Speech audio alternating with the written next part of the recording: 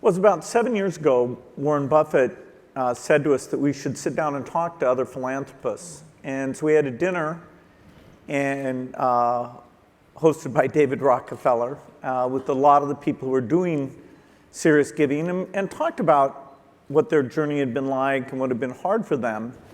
Today's a big milestone. We're announcing 17 new members, which brings us to 154 people worldwide who have committed the majority of their wealth to philanthropy. Melinda, these people have to be billionaires? Mm-hmm. They have to be billionaires. To join this giving pledge, yes. This giving pledge. Hey. Yeah. So I can't join. Hey, we'd love to have you give money away, but no, probably joining this group. You're going to have to raise your ticket prices. Okay. Thanks, Bill. People don't know this, but I have to say, first of all, both of them have spoken before, and Bill was a headline speaker at the headline speaker at the very first D conference, and we owe him a lot. And because of him, we have been able to raise ticket prices. So I'm sorry, but not enough apparently, not enough yet.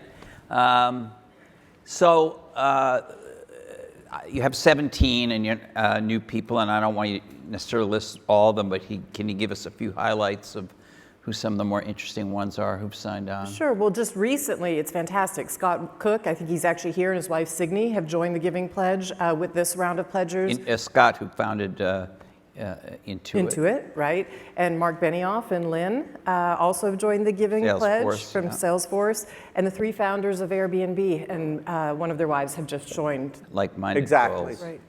Right. So there's probably the best known self-proclaimed billionaire running around the country today is Donald J. Trump. Has Donald J. Trump signed the Giving Pledge? He has not.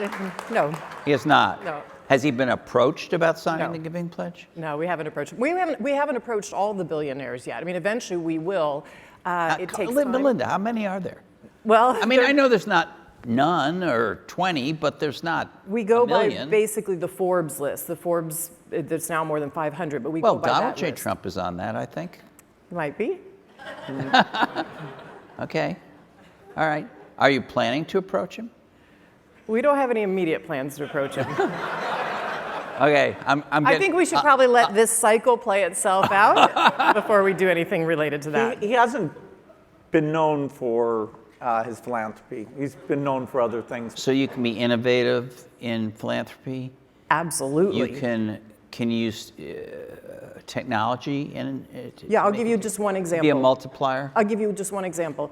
In the financial services area, one of the things that makes an enormous difference for the poor, just like in the US, if they can save small amounts of money and you can get that banking system really working for them, they're not welcomed in banks, they don't want to travel the distance to banks, their money is stolen. But if you can get they have phones now out, billions of phones in rural areas. Right. So in Bangladesh today, now that the policy has been laid down and the technical rails have been laid down, $1 billion are flowing a month of small payments, micropayments that people are savings. So when people can save and have money for school fees, or when there's not a crop, they can go buy some on the market, that has a profound effect on their families and on society.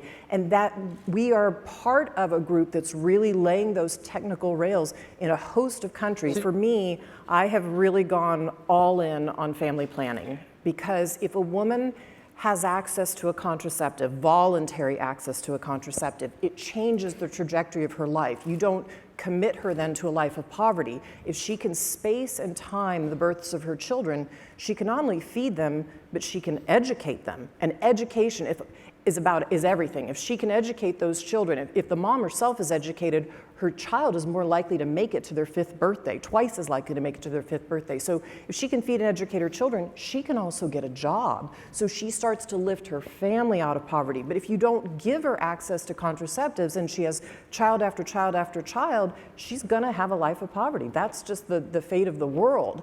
And yet, because of the political, when I started to study this and look at it, because of the political repercussions of really what had happened in the United States, the global health community had backed away from family planning. A lot of coercive. Yeah, I was about to say, a lot of this is us. Is us. Because what we do in our country actually affects the global world.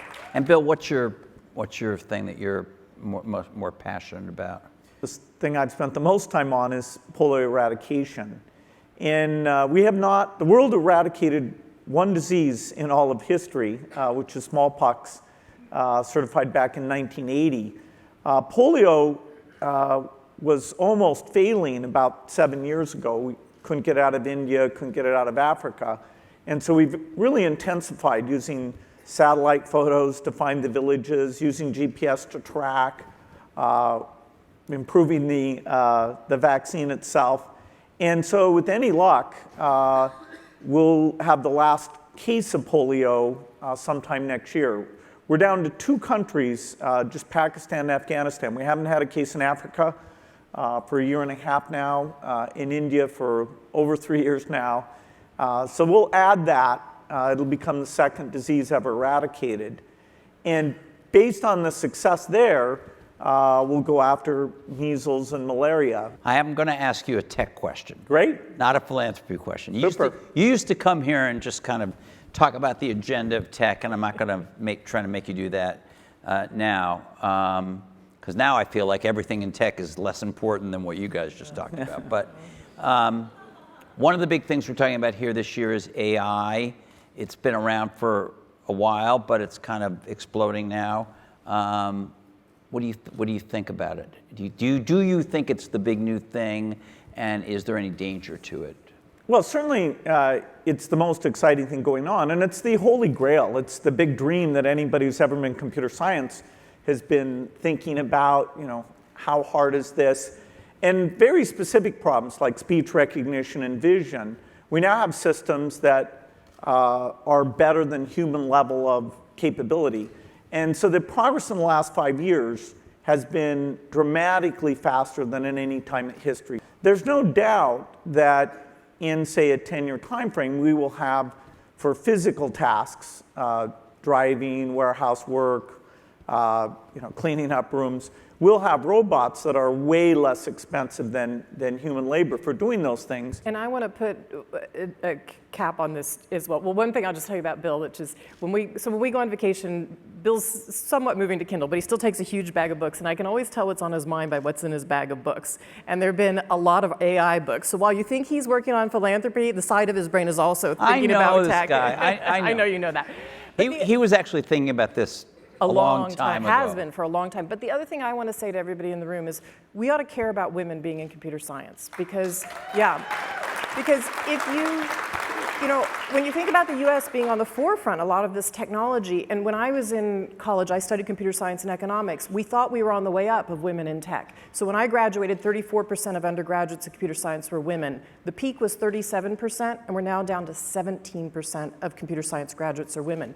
So when Bill talks about where AI is going, and I care a lot about where AI is going, I think it's going to happen.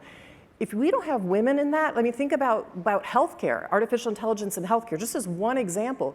You want women participating in all of these things because you want a rich set of a diverse environment, creating AI and tech tools and everything we're going to use. So we'll take 1 or 2 questions tops.